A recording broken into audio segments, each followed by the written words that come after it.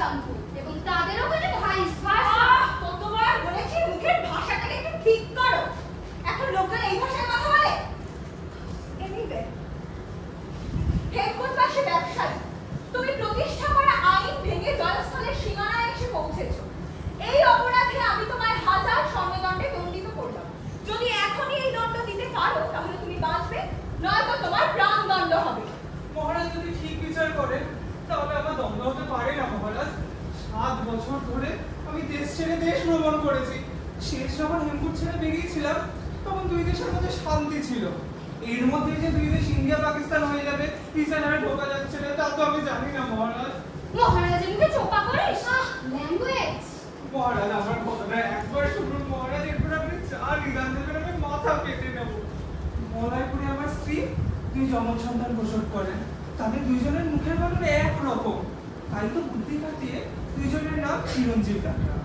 আশ্চর্যের কথা কি বলবো মহারাজ, সেই একই দিনে একই সময় আমার বাড়ির বাইরে এক অসহায় মহিলা 2 যমজ সন্তান প্রসব করেন এবং মারাও যায়।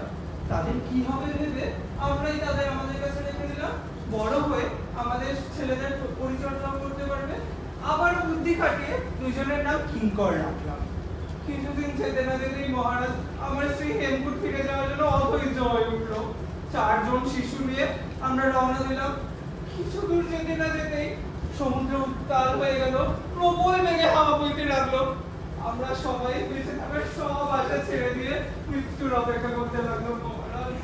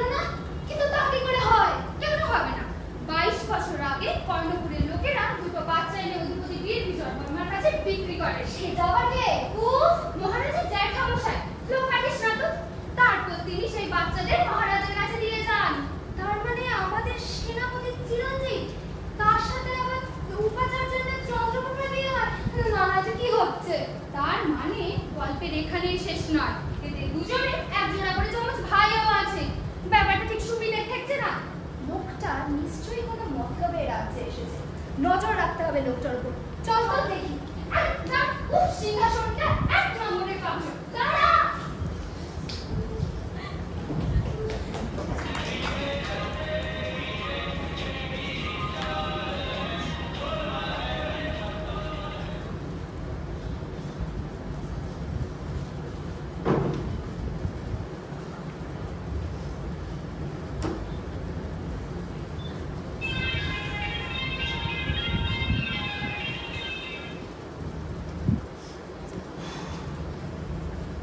বাবু, আপনার জন্য একটু ঠান্ডা জল এনেছি পাশের দোকান থেকে। আচ্ছা কি কথা, স্বর্ণমুদ্রার থলিটা নিয়ে হোটেলের দিকে যা। কপাল করে এক বন্ধুর সাথে আমার দেখা হয়, সেই এটা আমায় দিয়েছে। কিন্তু অপরিচিত জায়গায় একটু দেখে শুনে যাস, কেমন? আচ্ছা আমি বরং সেই সময় শহরটা ঘুরে দেখি। ঠিক আছে, আমি যত্ন করে রেখে দিচ্ছি।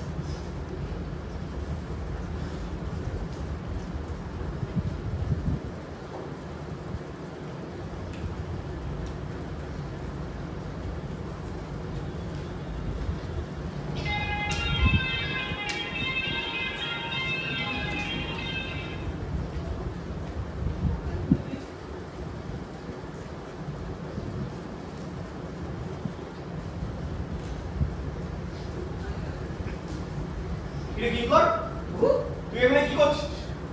তোর হাতে স্বর্ণমুদ্রা থলি দিয়েছিল, সেটা কোথায় গেল? স্বর্ণমুদ্রা শুধু কর্মকর্তা দেওয়ার জন্য চালানো দিয়েছিলেন বুধবার, সেদিনই দিয়ে দিয়েছি, আমার কাছে রাখিনি বাবু। কিঙ্করেটা লস করার সময় নয়, একে একটা অপরিচিত জায়গায় এসে পৌঁছেছি। না তুই বল, স্বর্ণমুদ্রা কার কাছে রাখি? ও আপনি এখানে দাঁড়িয়ে দাঁড়িয়ে মশকরা করবেন আর আমি শুনবো? মা জননী চিন্তা করছে, আপনাকে বাড়ি নিয়ে যেতে বলেছে। আপনাকে না নিয়ে গেলে কিন্তু একটা মারও বাইরে পড়বে না। কি কত এটা মাথা মোটা? তখন থেকে বলছি কোনো রকম ঠাট্টা ভালো লাগছে না। চুপচাপ বল কোথায় রাখি? আমার কাছে কোনো স্বর্ণমুদ্রা দেননি বাবু। ওর আসলে কি হয়েছে জানি না, তুই কিন্তু চূড়ান্ত পাগলামো করছিস। স্বর্ণমুদ্রাটা কোথায় রেখে এসেছিস এখনই বল। আপনার স্বর্ণমুদ্রা তো আমার কাছে দিয়ে থাকলে আপনি পরে বুঝে নেবেন, কিন্তু আপনাকে যদি বাড়ি না নিয়ে যায় তাহলে কিন্তু মা জননী একটা কুরুক্ষেত্র বাঁধিয়ে ছাড়বে। আপনি বাড়ি চলুন বাবু। মা জননী? মা জননী? কে তোর মা জননী সেটা তো বুঝতে পারছি না। কি বাবু, আপনার সহধর্মিণীকে তো আমরা মা জননী বলে ডাকি। এর মাথাটা একেবারে গেছে। আমার সহধর্মিণী ওর আমার বিয়ে কবে খেলি তুই? বাবু হচ্ছে গর্বে শর্ট টার্ম মেমোরি লস হয়েছে। আপনি বাড়ি চলুন বাবু, মা জননী আপনার মাথায় হাত দিয়ে দিলেই আপনার বাড়ি চলুন। যত বড় মুখ নয় তত বড় কথা। হ্যাঁ তোর একদিন বড্ড বাড়বে।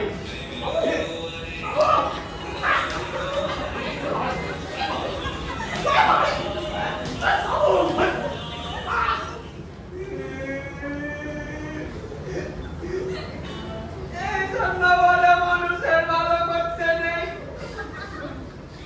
আপনার বাড়ি আপনি যাবেন না হলে যাবেন না, আমি চললুম।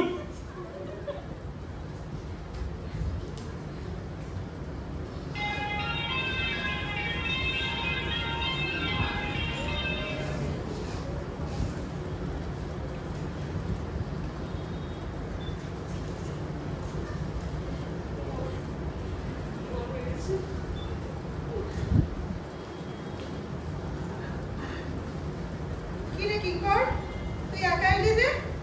তোর মালিক কোথায়? বাবুকে যেভাবে দেখে এলাম তাতে বোঝা গেল ওনার স্পষ্ট মতিভ্রম হয়েছে।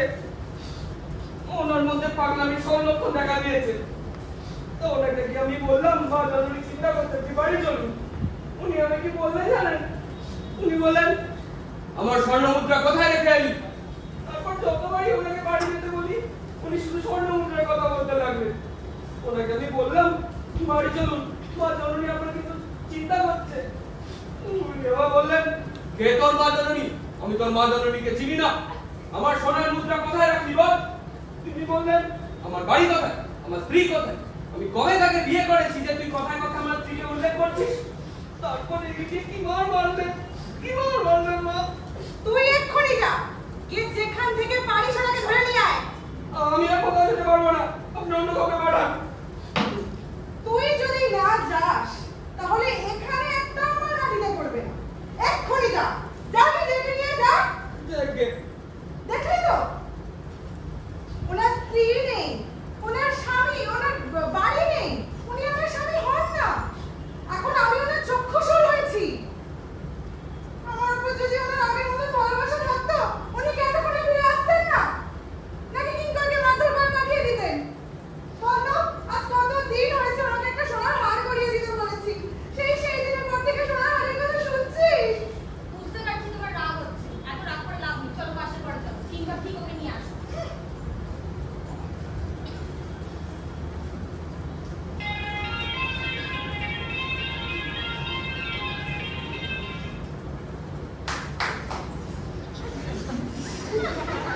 কে কিঙ্কর? আজ নাকি আমি তোমরা স্বর্ণমুদ্রা থলিয়ে দিইনি। আমি নাকি জলস্থলে থাকি। তোর মা জননী নাকি আমার জন্য অপেক্ষা করছে। নির্ঘাত তোর বুদ্ধি লোপ পেয়েছে। হয়তো এটা মাঝে মাঝে কথা বলে আমি বিরক্ত করতিস না। ঠিক বাবু, আমি কখন আপনাকে সমস্ত কথা বলেছি? আপনি তো আমার হাতে সোনার থলি দিলেন, সেই থলি নিয়ে গিয়ে আমি হোটেলে আলমারিতে রেখেছি। তারপর থেকে তো আপনার সাথে দেখা হয়নি। কেন তুই আমার কাছে এসে বলিসনি বাড়ি চলুন, আপনার জন্য তো মা জননী অপেক্ষা করছে? আপনি তো জলস্থলে থাকেন, আপনি তো স্বর্ণ মুদ্রাই দেননি।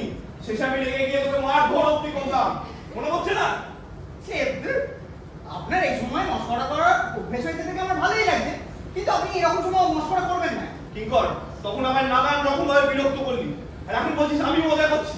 আগের বারে মারটা ভুলে গেছিস তাই না? ভুলে গেছিস? হ্যাঁ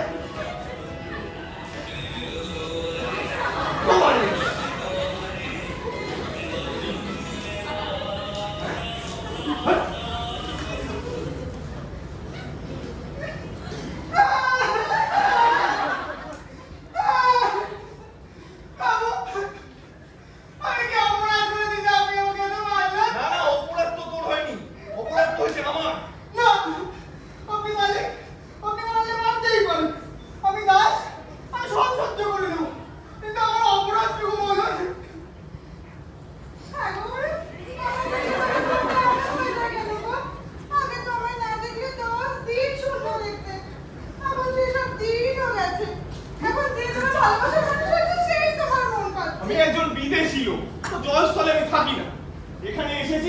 শুনে কি হয়েছে, তাই আমাকে লক্ষ্য করে আপনি যে কথাগুলি বলছেন আমি তার কিছুই বুঝতে পারছি না।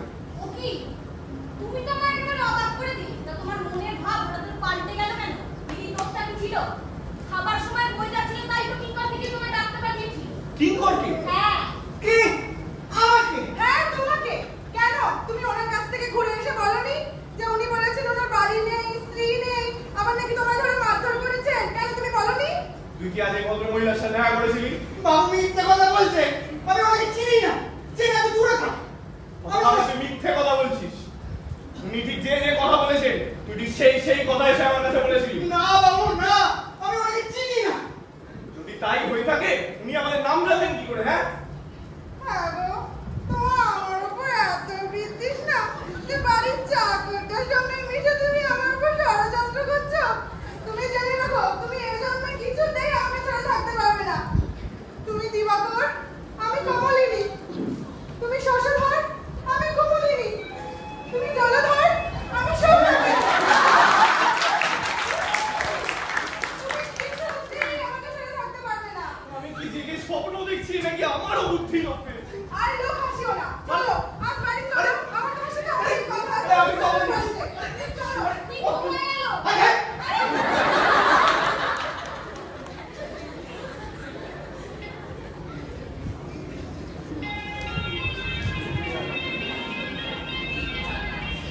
আমার আর বলার ভাষা নেই। কখন থেকে দাঁড়িয়ে আছি, বই আমার দরজা খোলার নামই নেই। এদিকে পেটে খিদেতে চড়া পড়ে গেল, বলে নাকি না খেয়ে বসে আছে, নিজেই খেতে ডাক পাঠাল। উফ, তারপর গিয়ে দেখি ওর এক ভাঁড়কে ভাড়া করে এনেছে, বলে দরজা খোলা যাবে না, ওর স্বামী ওর বাড়িতেই আছে, বাইরে গিয়ে খেয়ে আসুন। কি স্পর্ধা, আজ ওর একদিন কি আমার একদিন। ধৈর্য ধরুন মশাই, ধৈর্য। তবে আপনার কথা শুনে যা বুঝছি তাতে রাগ হয় স্বাভাবিক, কিন্তু কি করবে, সংসার করতে গেলে একটু মানিয়ে গুছিয়ে চলতেই হয়। তবে হ্যাঁ, আপনার স্ত্রী এই যে দরজা খুললো না, উনি কিন্তু খুব শেয়ানা। এই আপনাকে ঘুরতে দিল না, এর পিছনে নিশ্চয়ই কোনো মতলব আছে। আপনি মিলিয়ে নেবেন আমার কথা। তাই বলছি আজকে আর দেরি করবেন না, বাইরেই খেয়ে নিন, বুঝলেন? তুমি ঠিকই বলেছো, বাইরে নিজেই যাওয়াই ভালো। আমার বউ কোনো দিক থেকেই বোকা নয়। দেখবে যেন ভাজা মাছটা উল্টে খেতে জানে না। কি করে জানো, আমি যদি বাড়ি ফিরতে একটু দেরি করি, পাগলের মতো পাগলামি শুরু করে, উল্টো পাল্টা বলে, কেমন যেন দণ্ডগোল বাঁধায় আমার সাথে। এই তুমি চলো, তোমার দোকানে বোধহয় হাত তৈরি হয়ে গেছে এত। আমি অপরাজিতার বাড়িতেই খাবো তো করবে না, ওখানেই দেখা করবো। এই হার আমি ওর মুখে ছুঁড়ে মারবো, দেখবে হাত পেলে সব ঠান্ডা হয়ে গেছে। আচ্ছা চলুন দেখি কি করা যায়, চলুন।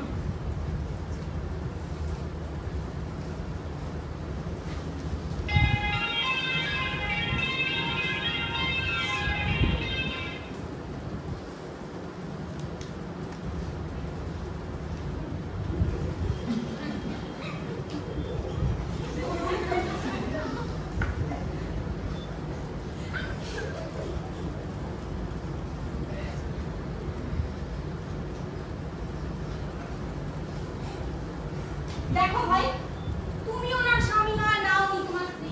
এই এক কথা যে আজ বারবার বলছিলে তার কারণটা কি বলতো? আজকে মনে হচ্ছে দিদির প্রতি তোমার বিন্দু মাত্র কোনো অনুভূতি নেই। বাড়ির সকলের সামনে যে এতগুলো কথা বললে, ওগুলো কি উচিত ছিল? বলতে পারো একজন স্ত্রীর মুখে তার স্বামীর মুখে সব কথা শোনার চেয়ে খারাপ আর কি হতে পারে? তাই ভালো কথা বলছি, এখানে আমাকে বসে থেকো না, ওঠো, যাও গিয়ে দিদিকে একটু ঠান্ডা করো। বসে রইলে কেন, ওঠো। ওহে আমার চারুলতা,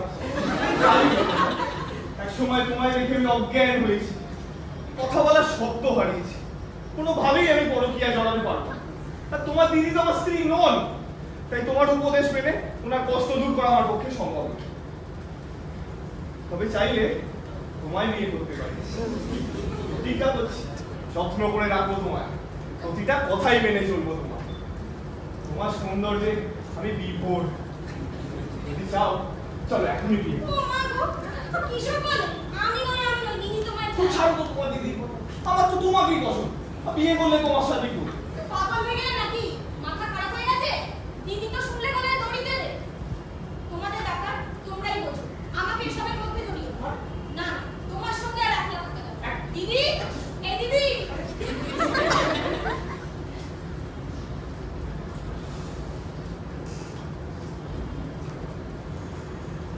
বাবু কি হয়েছে? বাবু বাঁচান আমায়, ওই বাড়ির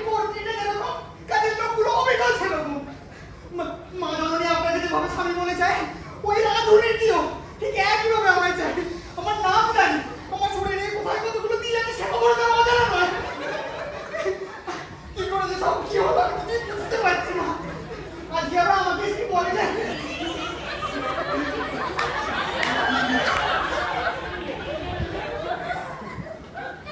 কি করছো? কে আপনি?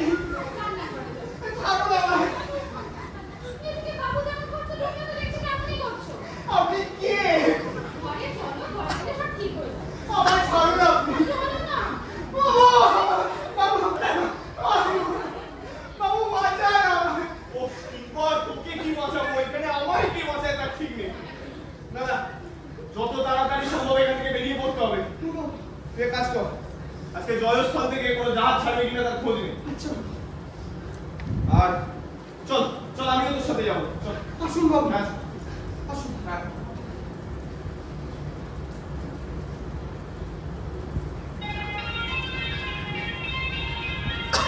চিরঞ্জিত বাবু, এই যে আপনার হাড় তৈরি হয়ে গেছে,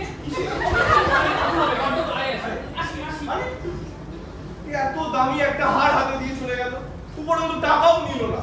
কি জানি এখানে সবকিছুই যেন বড় অদ্ভুত। আরে দাদা শুনছেন? আমি আপনাকে চিনি অব্দি না। আরে শুনুন দাদা। আরে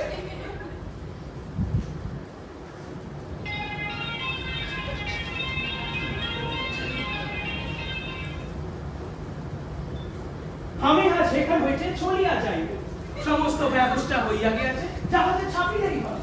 আপনাকে আমার ভাঙলে টাকাটা এখনই মেটাইতে হইবে। যদি না মেটাইতে পারেন, আমি আপনাকে রাজ কর্মচারী হাতে তুলিয়া দিব। শুনুন মশাই, আপনার টাকা দিতে আমার কোনো আপত্তি নেই। চিরঞ্জিত বাবুকে একটা দামি হার করিয়ে দিয়েছি, উনি টাকাটা দিয়ে দিলেই আমি আপনার কাজ শোধ করে দেবো। আপনি বরং এক কাজ করুন, আমার সাথে চিরঞ্জিত বাবুর বাড়ি পর্যন্ত চলুন। আসুন। Fair enough, okay?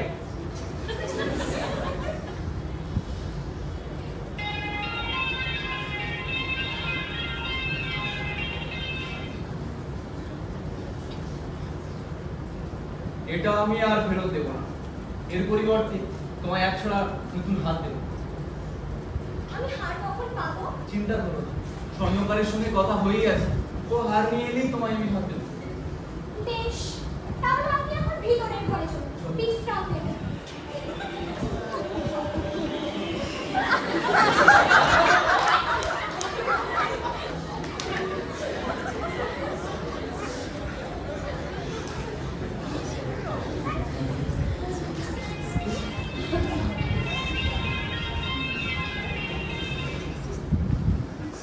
আজ গিন্নি যে আমায় বাড়িতে ঢুকতে দেয়নি, এর পুরস্কার স্বরূপ হারের পরিবর্তে এক গাছা মোটা দড়ি উপহার দেবো।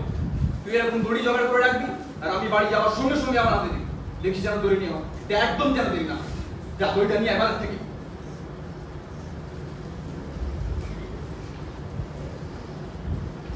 চিরঞ্জিত বাবু, এই যে তোমায় দেখে খুব খুশি হয়েছেন। তোমায় বারবার বলে দিলাম এই সময়ের ভিতরে হার নিয়ে আমার কাছে আসবে না। তুমি এলে না, হার পড়ালে, কিছুই করলে না। আজ তোমার জন্য অস্বস্তিতে পড়েছি আমি। এই তোমার কথায় যে বিশ্বাস করে না, তার আর কোনো মান সম্মান থাকে না। এই তুমি এখন অব্দি না আসাতে আমি তোমার বাড়ি যাচ্ছিলাম। মশাই ঠান্ডা তামাশা রাখুন। আপনার হারের হিসেব তৈরি এনেছি, আপনার হারের হিসেব। এই দেখুন, আপনার কাছে 500 টাকা পাবো। আপনি ব্যবসায়ী, আবার আমার কাছে 500 টাকা পাবেন। আপনি তাড়াতাড়ি টাকাটা দিয়ে দিলে আমি আপনাকে ছেড়ে দিতে পারি। বেশ, ওই ভদ্রলোককে সঙ্গে নিয়ে আমার বাড়িতেই যাও। আমার বাড়ি গিয়ে স্ত্রীর হাতে হার দিয়ে আমার নাম করলেই টাকা পেয়ে যাবে। কোথায় আমিও তখন বাড়িতে ফিরবো। না না, আপনার স্ত্রী আর আপনার কাছেই থাকুক, আপনি টাকা দেবেন। না না, তা ভালো হবে না। আমি হয়তো সে সময় পৌঁছতে পারবো না, তুমি নিয়ে যাও। আচ্ছা, তা হার কি আপনার সাথেই আছে? এটা কেমন কথা? তুমি কি আমায় হাত দিয়েছো যে হার আমার সাথে আছে নাকি জানতে চাইছো? মশাই, এটা মজা করবার সময় নয়, না রওনার সময় হয়ে এলো। তিন হার দিন। সময় রাইয়া যাইতেছে, আমি আর কিছুতে দেরি করিতে পারিবে না। মশাই, শুনলেন তো? হার নিয়ে আমার বাড়ি গেলেই টাকা পাবে। মশাই, আপনি অনেকক্ষণ ধরে আজেবাজে কথা বলে যাচ্ছেন। এই মুহূর্তে হার দিন, আমার চিঠি লিখে দিন। দেখেন জেন্টলম্যান, আপনাদের হেয়ালি আমার বিন্দু মাত্র সহ্য হইতেছে। আপনি টাকা দিতে পারিবে কিনা স্পষ্ট করিয়া বলিবে।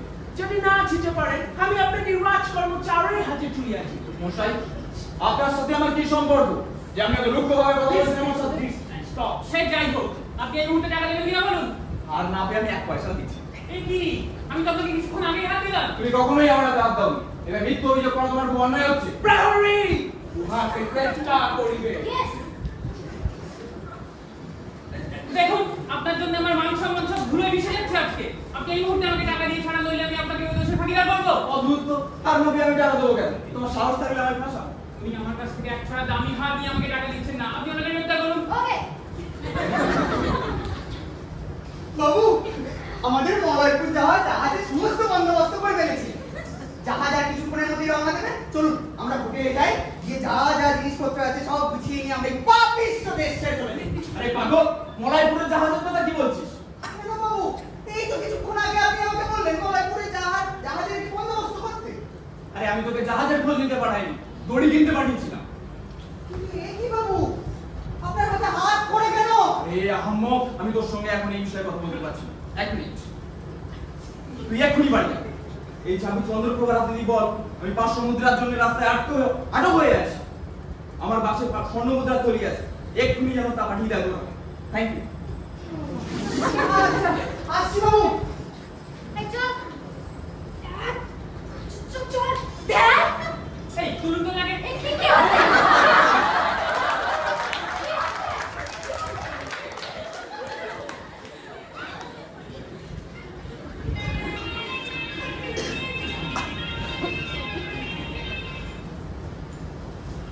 তুই জানিস আজকে আমাকে উনি কি বলেছেন? বলেছেন তোর সঙ্গে নাকি বিয়েই হয়নি, তোর সঙ্গে কোনো সম্পর্ক নেই। জয়স্থলে তো উনি থাকেন না, বিদেশি মানুষ। এসব কথা বলার পর আমার কাছে ভালোবাসার প্রকাশ করে বিয়ের প্রস্তাব দিয়েছে। আমি তো ওনার হাত থেকে পালিয়ে আসলাম। বা তুই বল। বিলাসিনী, উনি যেমন নিজ প্রকৃতির মানুষ, আমি সেটা এতদিনেও বেশ বুঝতে পারিনি রে। তবুও ওনার প্রতি আমার ভালোবাসা এক বিন্দু কমেনি। এ কি কিঙ্কর? হাঁপাচ্ছ কেন? তোমার কর্তাবাবু কোথায়? বিয়ে ঠিক আছেন তো? কোনো অঘটন ঘটেনি? কর্তাবাবু রাজপ্রহরীর কাছে আটক হয়েছে। কার অভিযোগে যে গ্রেফতার হয়েছে? স্যার আমি কিছুই জানি না, শুধু এই চাবিটা দিয়ে বললেন আলমারি থেকে স্বর্ণমুদ্রার থলিটা বার করে দিতে। সেই স্বর্ণমুদ্রার থলি বার করে দিয়ে আমার হাতে দেবেন, আমি নিয়ে গেলে তবেই ওনাকে ওই রাজকর্মচারী ছাড়বে। ও বিলাস, এবার কি হবে? আচ্ছা দাঁড়াও, ওই স্বর্ণমুদ্রার থলিটা নিয়ে আসি।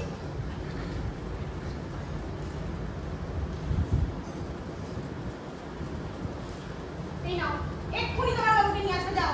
আসছি মা জননী। এবার কি হবে? সব ঠিক হবে, চলো পাশের ঘরে চলো। কেঁদো না, চলো।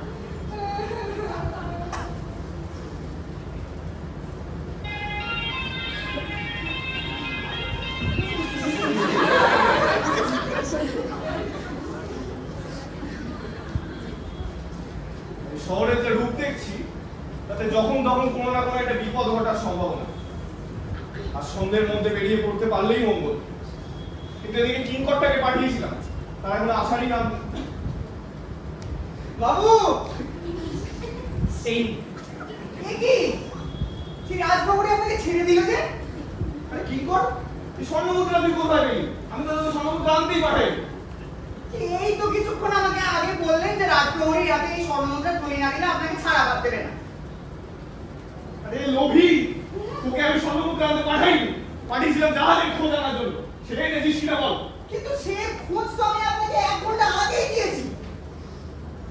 বাবু খুব সাবধান, ওনার ঠাকুরানি আছে দেখে মনে হচ্ছে। আগে এবার যখন চোরের মতো পালিয়েছিলেন, এবার যেন চোরের মতো পালাবেন। মশাই, আপনি যে হার দেবেন বলে কথা দিয়েছেন, আপনি বলেন কি সেই হার? আজকে কিন্তু আপনাকে আমার বাড়িতে খেতে যেতে হবে। আমি সব ব্যবস্থা করে রেখেছি। ওরে মায়াবিনী, তুমি দূর হও। কোনো রকম প্রলোভন দেখানোর চেষ্টা করবে না আমাকে। বাবু খুব সাবধান, এই পিশাচিনীর মায়ার জালে যেন জড়িয়ে পড়বেন। মশাই, আপনি যে মন মজার মানুষ, আপনার চাকরটি তো দেখছি তার থেকেও বেশি। ওরে পিশাচিনী, তুমি দূর হও। ও কিসের সম্পর্ক তোমার আমার সাথে যে তুমি আমাকে হার চাইছো? দেখুন, এতদিন আপনাকে ভদ্র মানুষ বলে যান, কিন্তু আপনি কেমন ভদ্র তার সম্পূর্ণ প্রমাণ আজকে পেয়ে গেলাম। আজ দুপুরে খাওয়ার সময় আমার আঙুল থেকে যে আংটি খুলে নিয়েছেন, হয় তা ফেরত দিন, আর নয়তো যে হার দেবেন বলে কথা দিয়েছেন তা দিন। অন্য পিশাচিনী নিয়ে যাওয়ার সময় শিল, নোড়া, ছেঁড়া জুতো, ছাতা যা আপনার কাছে সন্তুষ্ট হয়। একটু সোনার আংটি আর হার না হলে হবে না। হয় হার, নয় আংটি। ওরে পিশাচিনী, তুমি দূর হও, যাও।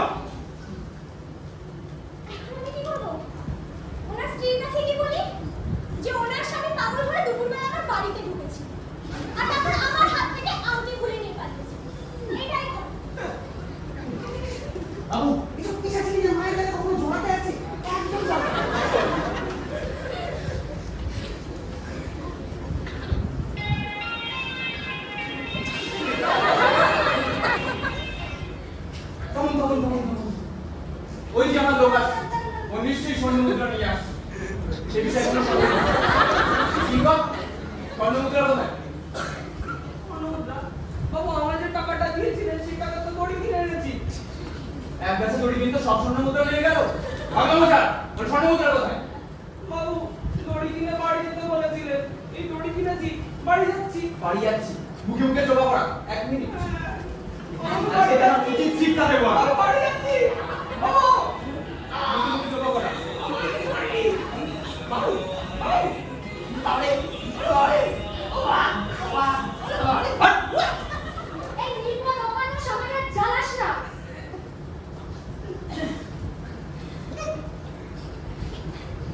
আমি নির্বোধ হলে আমার জন্যই ভালো হতো। যদি বোধহীন হতাম তবে আপনার মারা সহ্য করতে হতো না।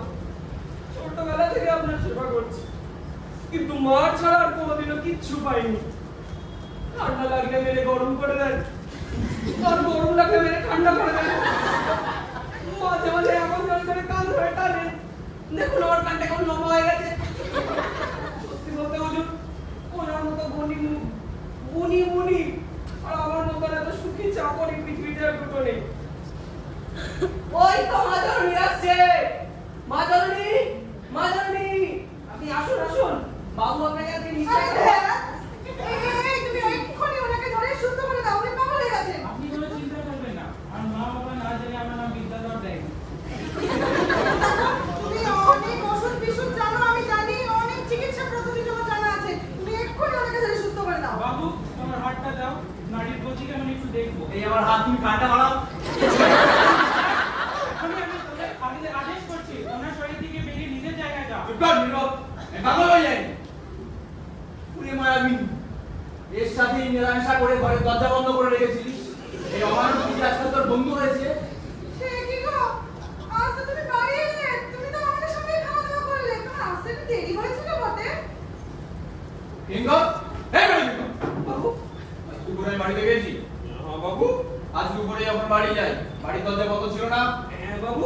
ও বাড়ি ভিতর থেকে গালাগালি করেনি আমার। হ্যাঁ বাবু। এই তুমি প্রভুভক্ত, ওনার যদি মাথা ঠান্ডা হয় সেরকম কথা না বলে তুমি ওনাকে আরো চড়িয়ে দিচ্ছ। তুই স্বর্ণকারের সঙ্গে মিলে আমি আটক করিয়েছিস, সেটা না হলে আর স্বর্ণমুদ্রা পাঠালি না কেন? সে কি গো, তোমার আটক হওয়ার কথা শুনতেই তো আমি পিঙ্গরের হাত দিয়ে স্বর্ণমুদ্রা পাঠিয়েছিলাম। বাবু, একদম বিশ্বাস করবেন না, তুমি মিথ্যা কথা বলছেন। না, আমি মিথ্যে কথা বলছি না, মিথ্যে কথা বলছি। তুই স্বর্ণমুদ্রা আনতে যাসনি? ভগবান জানেন, আর যে দড়ি বিক্রি করে সে জানে।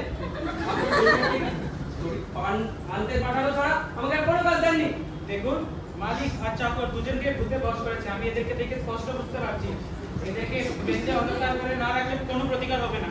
ওরে মায়াবিনী, দুষ্টরিনী, তোকে এতদিন আমি প্রতিপদা পত্নী মনে মনে করতাম। তুই যে দেখছি ভয়ঙ্কর কালসা, এসব পাষণ্ডগুলোর সঙ্গে মিলে আমার প্রাণ নিতে চাও। এই চোখে নেওয়া হয়েছে, দেখতে পাচ্ছ না, ধরাই যা, ছাড় যা, যা। বাবু, বাবু, ও বাবু।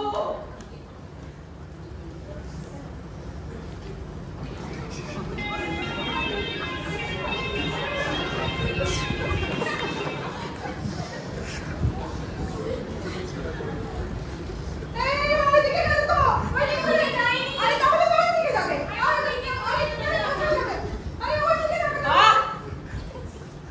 তোমরা এখানে ঝামেলা পাকাচ্ছ কেন? দেখুন না, আমার স্বামী লুকিয়ে এসে আপনার এই মন্দিরে প্রবেশ করেছে। আমি ওনাকে খুঁজতে এসেছি। এই বিষ্ণু, চল ওখানে যাও। দাঁড়াও, তোমরা কেউ মন্দিরে ঢুকবে না। তাহলে আপনি আপনার লোকেদের বলুন, তাও যাবো। হবে না। উনি যখন এই মন্দিরে আশ্রয় নিয়েছেন তখন যতদিন ইচ্ছা হয় উনি এখানে থাকবেন। উনি সুস্থ হলে নিজের ইচ্ছায় বাড়ি ফিরে যাবেন। সে কি কথা? এরকম কথা আপনি বলতে পারেন না। এত উতলা হচ্ছ কেন? ধৈর্য ধরো, অল্প সময়ের মধ্যেই তোমার স্বামী সুস্থ হয়ে নিজের ইচ্ছায় বাড়ি ফিরে যাবে। এখন তোমরা এসো। দেখুন, আপনি নিজের ইচ্ছে কিছুতেই আমার উপর চাপিয়ে দিতে পারেন না। আমি তো বলেছি তোমার স্বামী সুস্থ না হওয়া পর্যন্ত তুমি ওনাকে নিয়ে যেতে পারবে না কোথাও। এখন বাড়ি ফিরে যাও। রাজার কাছে নিয়ে যাই। এই তপস্বী অন্যায় অবিচারের কথা জানে, তুমি নিশ্চয়ই এই বিচার করবে। ম্যাডাম, ম্যাডাম, আপনারা এখানে একটু অপেক্ষা করলেই রাজা মশাই টাকা পাইবে। আমি নিশ্চিত আছে তিনি এই পথটি আই বলছো ভূমিতে চাইবে। এই সময় কেন যাবে? Oh, let me tell you this. হেমকূটের এক বৃদ্ধ বণিক অনধিকারে জয়স্থলে প্রবেশ করিয়াছে। সেই অপরাধে উহার প্রাণ ধ্বংসের আদেশ হইয়াছে। সেই সময় রাজামশাই নিজে সেখানে উপস্থিত থাকিবেন। What's this?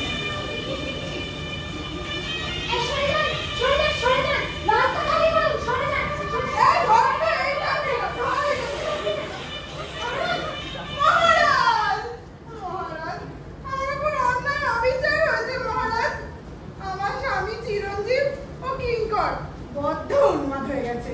ওনারা দুজনেই না পালিয়ে এসে এই মন্দিরে আশ্রয় নিয়েছে মহারাজ। আমি এই মন্দিরের তপস্বিনীকে কত করে বললাম যেন আমাকে ভেতরে ঢুকতে দেয়, ওনাদেরকে নিয়ে যেতে দেয়। উনি কিছুতেই আমার ভেতরে ঢুকতে দিলেন না মহারাজ। আপনাকে বিচার করতেই হবে। এই তপস্বিনী মা জননী বাবু কিঙ্কর দুজনেই বাঁধন ছেড়ে ফেলে চাকরদের মারধর করেছেন, বিদ্যাধর মশাইকে ফেলে তার গাড়িতে আগুন লাগিয়ে দিয়েছেন। এক্ষুনি কিছু একটা বলুন মা। তুই মিথ্যে কথা বলছিস। আমি এক্ষুনি দেখলাম তোর বাবার কিংকরকে মন্দিরে ঢুকতে। বলছি না, আপনাকে সামনে পেলে বারবার বলছেন নাক কান কেটে দেবে। ঠিক আছে, তুই বাড়ি যা, বাড়ি গিয়ে দেখ উনি কি করছে। আচ্ছা মা। দেখলেন তো মহারাজ, আমি নিজে দেখেছিলাম রাজপ্রহরী ওনাদের দুজনকে শক্ত করে বেঁধে রেখেছিল। তারপরে এইটুকু সময়ের মধ্যে বাঁধন ছিঁড়ে রাজপথে এসে পড়ে কিছুতেই সম্ভব না। আমি তো নিজের চোখে এক্ষুনি দেখলাম ওনারা মন্দিরের ভেতর ঢুকলেন। আপনি এর বিচার করুন মহারাজ। মহারাজ, মহারাজ, আমায় বাঁচান মহারাজ। আজ যে পরিমাণ অপমানিত হয়েছি আমি, তা সারা জীবনেও হইনি আমি। এই আমার স্ত্রী চন্দ্রপ্রভা আপনার পাশে ভালো মানুষের মতো দাঁড়িয়ে আছে। এর মতো দুশ্চরিত্রা আর আমি কখনো দেখিনি। ও আজকাল কতগুলি ইতরের সঙ্গে মেলামেশা শুরু করেছে, আর তাদের সাথেই মিলে ষড়যন্ত্র করে আমার উপরে যে অত্যাচার করেছে তা মুখে বলার মতন নয় মহারাজ। আপনি এর বিচার করুন, নয়তো আমি তোমায় করে দেবো। তোমার প্রতি অত্যাচার হচ্ছে সেটা বল। মহারাজ, প্রথমত আমি যখন বাড়িতে যাই দরজা বন্ধ করে আমায় ঢুকতে দেওয়া হয়নি। তখন ওই দুটোর সঙ্গে মিলে আনন্দ করছিল ঘরের ভিতরে। সে কি কথা? তোমার আসতে একটু দেরি হয়েছিল বটে, কিন্তু আমরা তো একসাথে খাওয়া দাওয়া করলাম। মহারাজ, আজকে আমরা দুপুরে তিনজনে একসাথে খাবার খেয়েছি। মহারাজ, আমি এনাদের দুজনের মতো মিথ্যাবাদী মহিলা আমার জীবনে দেখিনি। চিরঞ্জিত বাবু আর উন্মাদ আমার যাই হন, তিনি এই মুহূর্তে সম্পূর্ণ সত্যি কথা বলছেন। মহারাজ, আমি যখন বাড়িতে যাই ঘরের দরজা বন্ধ করে আমায় ঢুকতে দেওয়া হয়নি। তখন বসুপ্রিয় আমার সাথেই ছিল। আমি ওকে পরে হারানতে পাঠাই। আমি দুপুরবেলা অপরাজিতার বাড়িতেই খাওয়া দাওয়া করি। পরে ও আসতে দেরি হচ্ছে দেখে আমি রাস্তা দিয়ে ওর খোঁজে বেরিয়ে পড়ি। রাস্তার মাঝেই ওর সাথে দেখা হয়। আমি আপনাকে হাত দিয়েছি, আমার টাকা দিন। কিন্তু সেই হাত আমি চোখেই দেখিনি। মহারাজ, প্রহরী দ্বারা উনি আমার গ্রেপ্তার করা। আমি নিরুপায় হয়ে কিঙ্করকে পাঠাই টাকা আনার জন্য বাড়িতে, কিন্তু সে যে গেল আর ফিরে এলো না। আমি কোনো রকমের রাজার লোকজনকে রাজি করিয়ে বাড়ির দিকেই যাচ্ছিলাম, তখন চন্দ্রপ্রভা আর বিলাসিনীর সাথে রাস্তায় দেখা হয়। আর ওই হতচ্ছাড়া গুরুমশাই বিদ্যাধর ওদের সাথে ছিল। ওদের সাথে গন্ডগোল লাগার পর প্রহরী আমাদেরকে গ্রেপ্তার করে। আমরা কোনো রকমের বাঁধন ছেড়ে আপনার কাছে চলে এসেছি। আপনি এর বিচার করুন মহারাজ। মহারাজ, আপনি সত্যি কথা বলছেন। তখন আমি ওনার সাথেই ছিলাম। তুমি ওনাকে হার দিয়েছো কিনা বল। মহারাজ, আমি নিজে হাতে ওনাকে হাত দিয়েছি। ইয়োর ম্যাজেস্টি, উহার সাথে যখন আমার প্রথম দেখা হইয়াছে, উহা হা পাওয়া কথা অস্বীকার করিয়াছে। মহারাজ, এনারা আমার বিরুদ্ধে মিথ্যে অভিযোগ আনছে। ধুর, এরকম অদ্ভুত কাণ্ড তো আমি আগে দেখিনি। তোমরা বলছো যে দুপুরে উনি তোমাদের সাথে খেয়েছে, আবার তুমি বলছো খায়নি। কি করে হয়? হ্যাঁ, এই তুই কি জানিস? বল খালা। মহারাজ, তুমি আজকে দুপুরে অপরাজিতার বাড়িতেই খেয়েছে। হ্যাঁ মহারাজ, চিরঞ্জিত বাবু তো আজ দুপুরে আমার বাড়িতে খাওয়া দাওয়া করেছে। তুমি কি চিরঞ্জিতকে মন্দিরে ঢুকতে দেখেছো? হ্যাঁ মহারাজ, নিজের চোখে দেখেছি। হ্যাঁ, স্পষ্ট বুঝতে পারছি তোমরা সকলেই উন্মাদগ্রস্ত হয়েছো।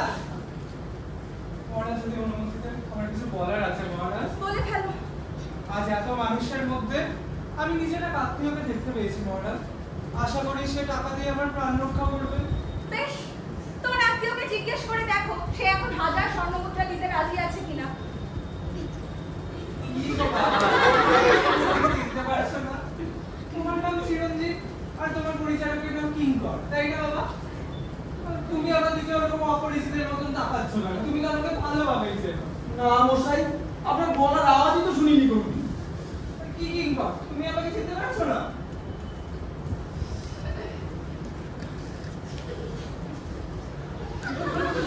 বছর হলো আমি দেশ ছেড়ে দেশ ভ্রমণ করছি।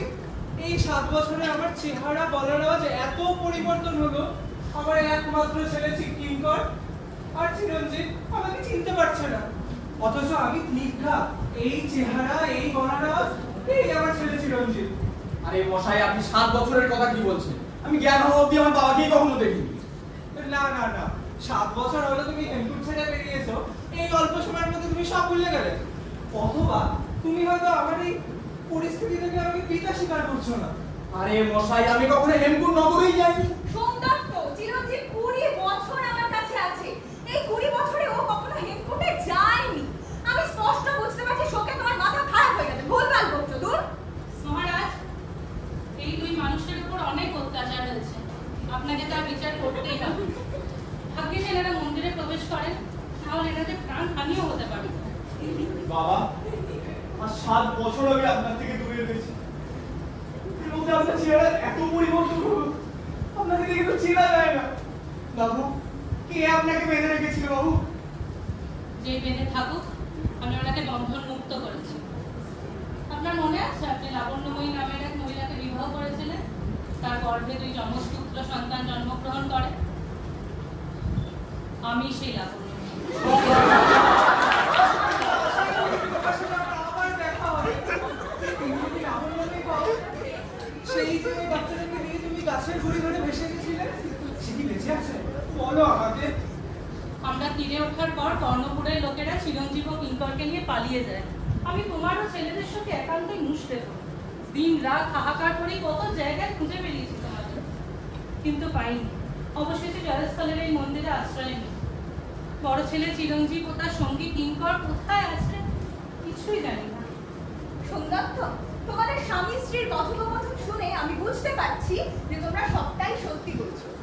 আর এটাও স্পষ্ট যে 2 চিরঞ্জীব তোমাদের 2 সন্তান, আর 2 পরিচারক হলো কিঙ্কর। আচ্ছা, এক মিনিট। বুঝি তোমাদের দুজনের মধ্যে আমার সাথে ভাত কে খেয়েছিল? তুমি কি আমার স্বামী না? না, আমি আপনার স্বামী নই। আমি তো শুরু থেকে এটাই বোঝাবার চেষ্টা করছি যে জয়স্থলে আমি থাকি না, আমি আপনার স্বামী নই। কিন্তু এখানে কেউ আমার কথা বুঝতেই চায় না। আর তুমি, তোমাকে তখন আমি বিয়ের প্রস্তাব দিতে, তুমি আমায় না করছো কেন? নানান রকমভাবে বকাবকিও করো, কিন্তু এখন বুঝি আর তোমার কোনো আপত্তি নেই। ও, ভুল হয়ে গেছে। আচ্ছা, এই কি আমার সেই হার? সেখানে বলো মশাই, এই হারের জন্যই কিন্তু আপনি আমায় অকথ্য করিয়েছিলেন। সেসব কথা বলে আর লজ্জা দেবেন না মশাই। তবে হ্যাঁ, সব দিক বিবেচনা করে দেখলে আপনি আমাকে দোষী বলতে পারেন না। আচ্ছা, তোমার আটক হওয়ার কথা শুনে আমি যে কিঙ্করের হাত দিয়ে 500 স্বর্ণমুদ্রা পাঠালাম, সেটা কোথায় গেল? আমারও দেবো স্বর্ণমুদ্রা পাঠালি বাবু। আমি কিঙ্করকে পাঠিয়েছিলাম কখন কোনো জাহাজ ছাড়বে কিনা সেই সময় সেটা জানার জন্য। সেই সময় আপনার দেওয়া বলেই যে এই স্বর্ণমুদ্রার থলিও আমার হাতে দিয়ে চলে যায়। মহারাজ, যা শুনছি তাদের সন্ধ্যের মধ্যে দণ্ডের টাকা দিতে পারলেই আমার বাবা প্রাণদণ্ড থেকে নিষ্কৃতি পাবে। আপনি যদি অনুমতি দেন, আমি সেই টাকা এনে দেবো। চিরঞ্জিত, তোমাদের সকলকে একত্রিত হতে দেখে আমি ভীষণ আনন্দ পেয়েছি। আমার মনে হচ্ছে যেন আমি সমৃদ্ধ সাম্রাজ্য প্রাপ্তির থেকেও বেশি লাভবান হয়েছি। অতএব তোমাদের বাবা কোন রকম প্রাণ দণ্ড ছাড়াই সসম্মানে মুক্তি পাবে। কি সবাই চুপ কেন? বাজনা বাজাও, আনন্দে মেতে উঠুক আর জয়স্থান।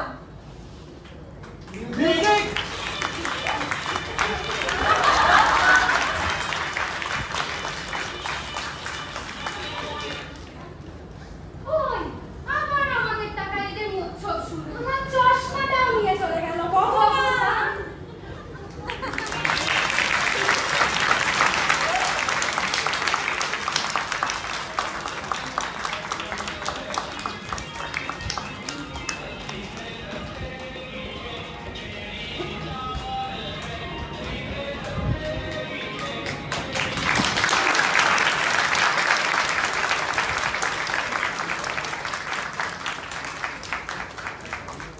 গৌরী কৌশিকী পাল।